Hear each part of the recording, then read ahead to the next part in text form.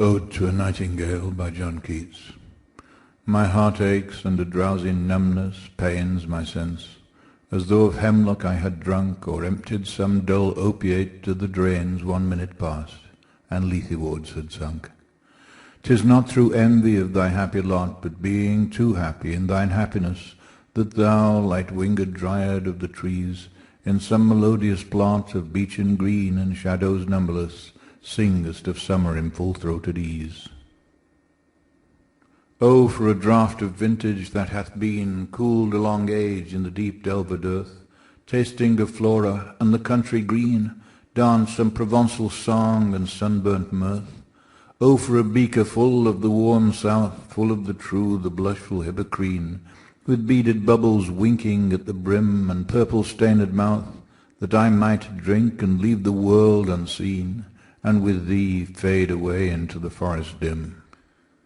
Fade far away, dissolve, and quite forget what thou among the leaves hast never known, the weariness, the fever, and the fret, here where men sit and hear each other groan, where palsy shakes a few sad last grey hairs, where youth grows pale and spectre thin and dies, where but to think is to be full of sorrow and leaden-eyed despairs, where beauty cannot keep her lustrous eyes, or new love pineth them beyond tomorrow. Away, away, for I will fly to thee, not charioted by Bacchus and his pards, but on the viewless wings of poesy, though the dull brain perplexes and retards, already with thee. Tender is the night, and happily the queen moon is on her throne, clustered around by all her starry fays. But here there is no light, save what from heaven is with the breezes blown, through verdurous glooms and winding mossy ways.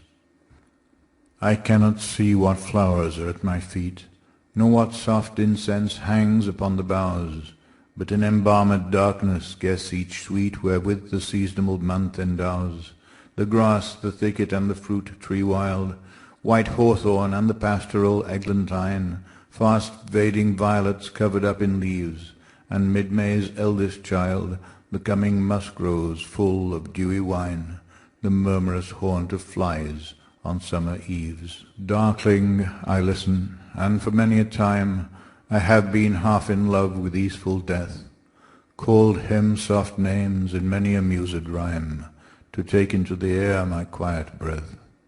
Now more than ever seems it rich to die, to cease upon the midnight with no pain, while thou art pouring forth thy soul abroad in such an ecstasy. Still wouldst thou sing, and I have ears in vain, to thy high requiem become a sod. Thou wast not born for death, immortal bird, no hungry generations tread thee down. The voice I hear this passing night was heard in ancient days by emperor and clown, perhaps the self-same song that found a path through the sad heart of Ruth, when, sick for home, she stood in tears amid the alien corn, the same that oft times hath charmed magic casements opening on the foam of perilous seas in fairy lands forlorn. Forlorn, the very word is like a bell, to toll me back from thee to my sole self. Adieu, the fancy cannot cheat so well as she is famed to do, deceiving elf. Adieu, adieu, thy plaintive anthem fades past the near meadows, over the still stream, up the hillside, and now 'tis buried deep in the next valley glades. Was it a vision or a waking dream? Fled is that music.